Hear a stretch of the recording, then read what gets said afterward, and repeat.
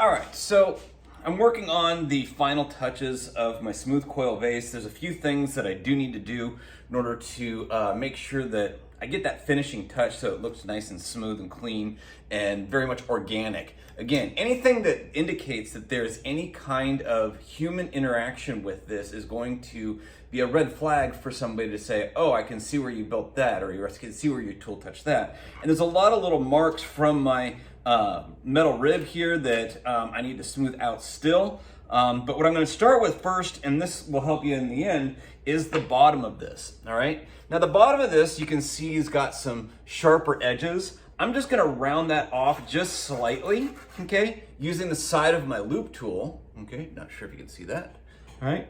But this is going to help keep this from chipping, okay? This is completely bone dry. This has been drying for, I don't know, a couple of days here.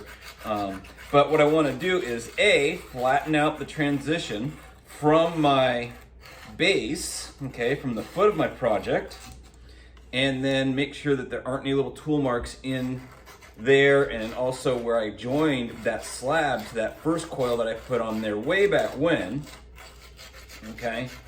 And what this does by rounding this out is this is going to keep this from chipping, okay? As we set something down, when we pick it up, we usually kind of chip it over to the side.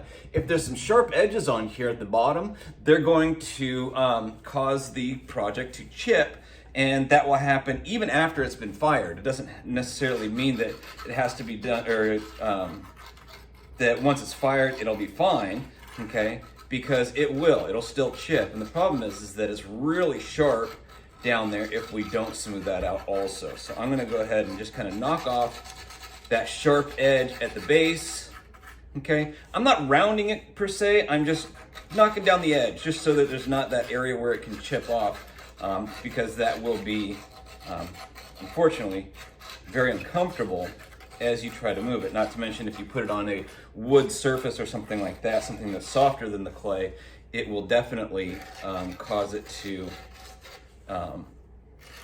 scratch the table, okay? And of course we don't want to damage anybody else's tables and stuff like that. All right, I'm going to continue on with a little bit of scraping here, okay? We don't necessarily want to use sandpaper. I'm going to show you a different method using a sponge and some water. The sandpaper is going to cause a lot of dust to go up in the air.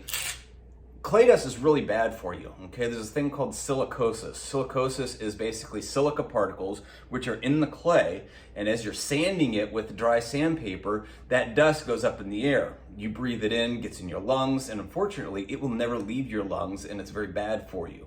Now, if we keep the clay wet, there's no problem with it, okay? That way it can't float up in the air. Even doing this scraping, I'm just doing it very gently. I'm not doing it super vigorously so that it kicks the dust up in the air, okay? I'm just keeping it nice and low. And this will help just kind of keep that, help knock down those little tool marks and those little bumps that we don't necessarily want.